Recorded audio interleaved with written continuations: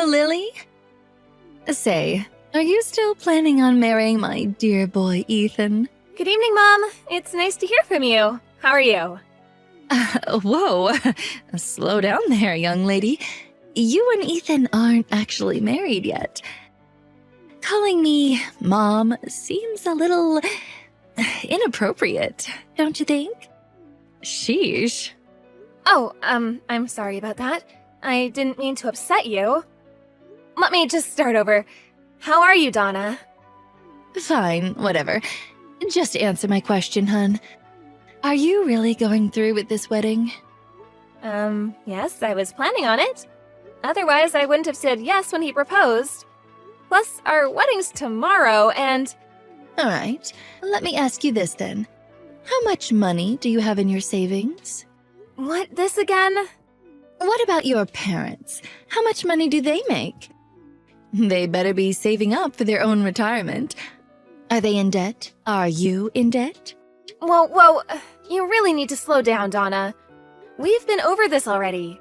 Why do I have to share any of that information with you? I am marrying your son after all, so I can see why you're concerned about my financials. But everything else you're asking about feels a little intrusive, don't you think? You keep bringing up my parents. What do they have to do with anything? I've told you this before. Stop responding to my questions with new questions.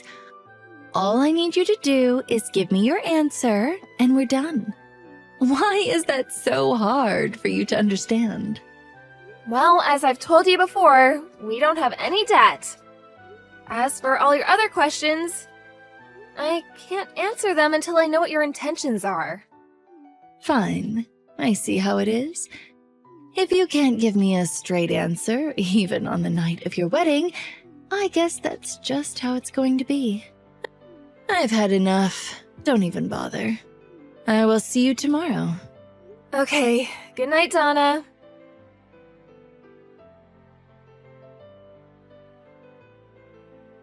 Hey, Ethan. Your mom texted me again asking about my family's financial situation. What? Again?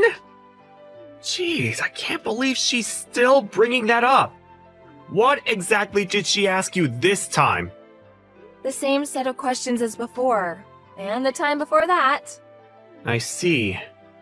Dad and I have both told her it's not polite or appropriate to pry like that. But it just goes into one ear and out the other. I'm really sorry. It's fine. I'm just glad at least you and Victor have my back. We need to make sure we keep an eye on her at the wedding tomorrow. I hope she doesn't try to pull anything stupid. Worst case, if she does, I'm prepared to kick her out of the venue. I really hope it doesn't come to that. Same here. I'll talk to Mom again tonight. Make sure she doesn't try anything funny tomorrow. I'll ask my dad and my other relatives to keep an eye on her too. I'm really sorry about all of this. My mother making a scene is the last thing we need on our wedding day.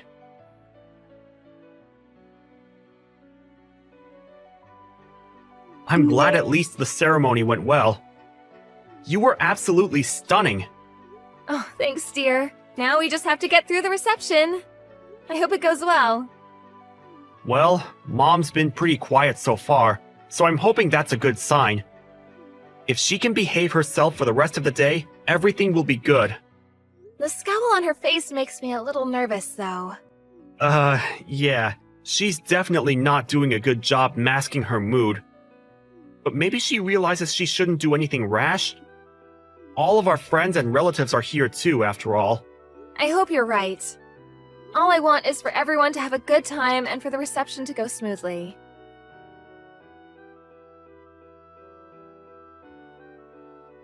I knew it! So you were after our money.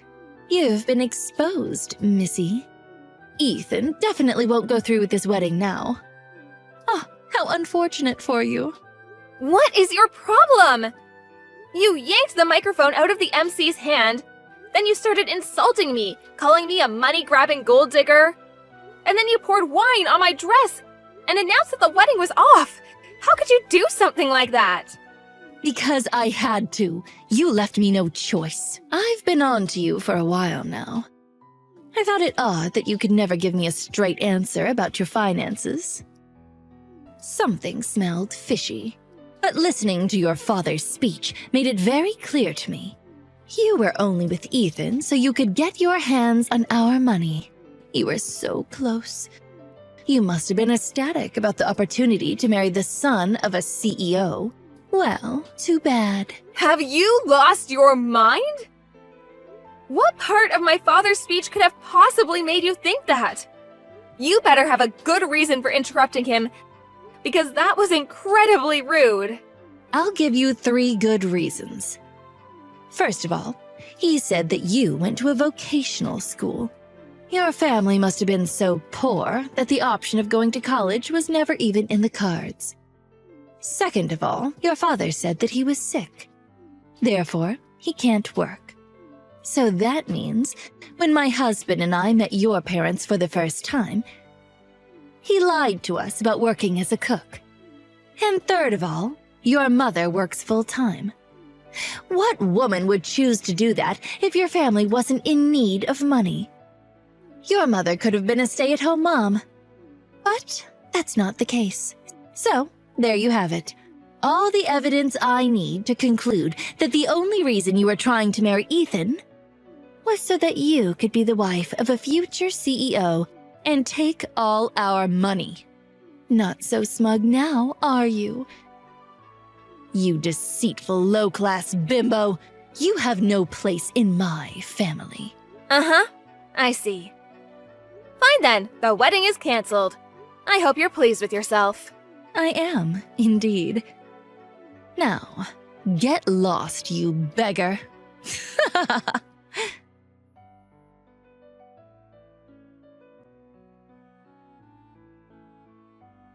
Lily, is it true? I heard that after you announced that you canceled the wedding yesterday, you actually carried on with it as planned. Yes, we did. We were actually going to cancel the reception and send everyone home after you ruined my dress and my father's speech.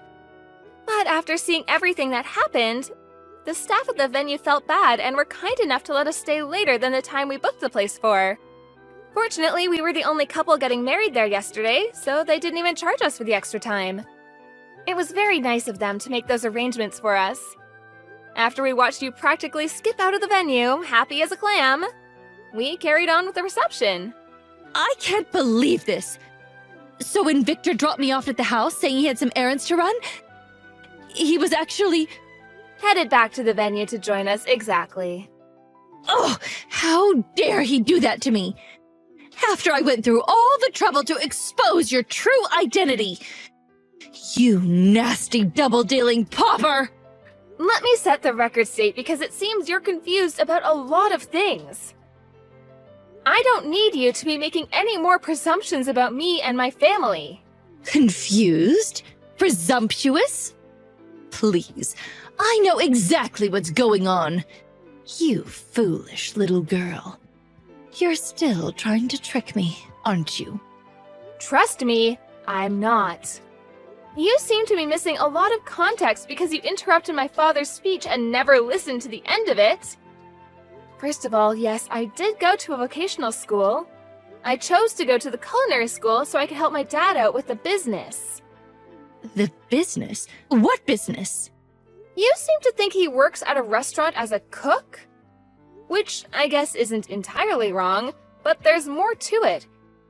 He's the head chef at the restaurant he owns. I'm sorry, what? I went to culinary school so I could learn the basics and prepare myself before I started working with my dad at the restaurant. The head chef and owner of a restaurant? What are you even talking about? My great-grandfather opened a gourmet Italian restaurant way back in the day, and our family's been running the business for decades. As for my dad being sick, that was back when I was in high school.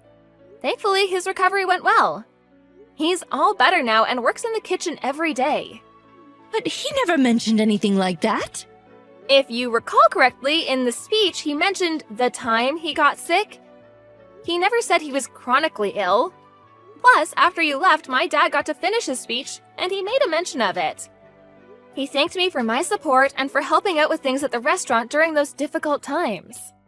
My dad wrote his whole speech down before the reception.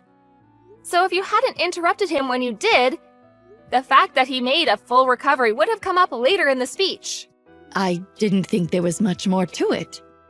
And about my mom and her career, she still chooses to work because she loves what she does. Becoming a counselor was her dream. She loved helping others ever since she was a little kid. She worked very hard to build up to the point she's at today. No matter how much money her spouse made or what job they had, giving up on her career was always out of the question for her. Huh. Everyone has different values. And it's natural for people to have different goals in life. But it's not okay to make assumptions about them or insult them because of it. Fine. I admit that I didn't have the whole story, I guess. But that still doesn't change anything. I doubt your family's making much from running one measly little restaurant. I'm sure it's nothing compared to the massive corporation my husband runs. I still don't have enough evidence to be convinced that you're not after our wealth. Earlier, you said you had 3 good reasons to believe that I was only with Ethan for the money. But I just explained everything. The assumptions you based your reasons on were wrong in the first place. Your arguments are completely baseless. Oh, you're just splitting hairs at this point. You think you got me beat with your flimsy argument? None of that matters because you're not marrying Ethan. I won't allow it. He's going to be leading the company after my husband retires. Being with a poor peasant girl like yourself is detrimental to his future.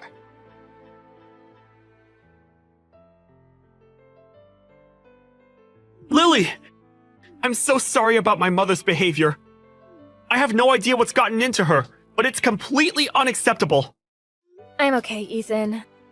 At least you and your dad are on my side. Of course we are. We know you and we know your character. You're a kind, hardworking, and loving person. Thanks. I really appreciate that. So, I have something I wanted to talk to you about, and I want my dad and your parents to be there to hear it.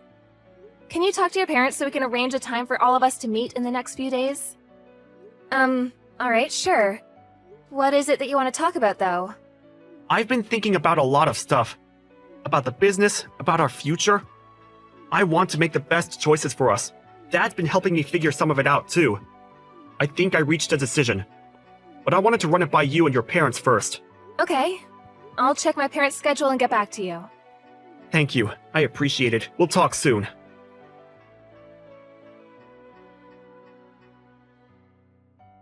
Lily, answer your phone this instant. What did you tell my husband and son? There's no way they would treat me like this unless you were behind it.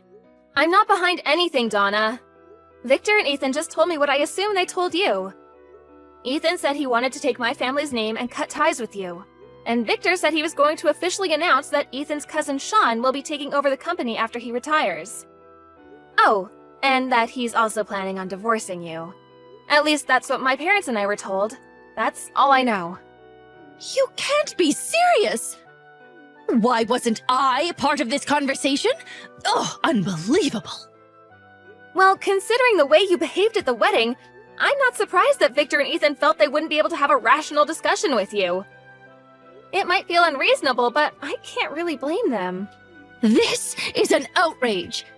After 30 years of marriage and dedicating my life to being a devoted housewife and supporting my husband while he ran his family's company. What irks me the most is that Victor is telling me that when we split our assets after the divorce, he's going to make me take part of my share and pay you for the damages that I caused at the reception. $50,000! All of his relatives are saying it's only fair, but they're wrong. Everyone's being so cruel to me. I can't stand this.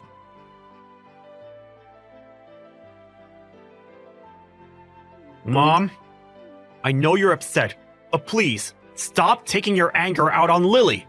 Ethan? Oh, don't tell me you're with her right now. Of course I'm with her. We just brought our papers to City Hall. It's official. We're a married couple now. I can't believe it. I took her last name, just like I told you I would. What have you done? I'm going to keep working at Dad's company as an employee, but I'm not involving Lily or myself in business operations. But you're my only son. And you were supposed to take over the business, become the CEO. Do you truly think that what you're doing is acceptable? I already told you, Sean's taking over the business, not me. And besides, this decision wasn't official until now. But it was practically decided for a while. What? You just assumed I was taking Dad's place and made a whole big deal about nothing. But think of the position that puts you in.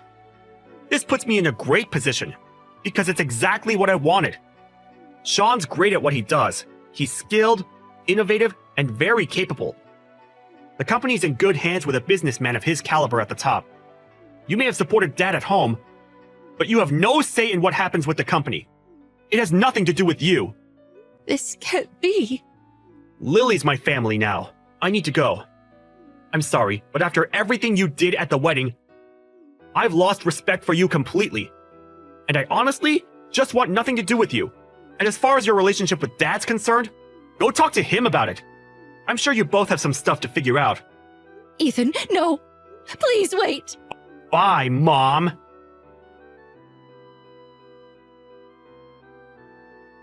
Donna was furious and kept making a fuss, blaming me for everything.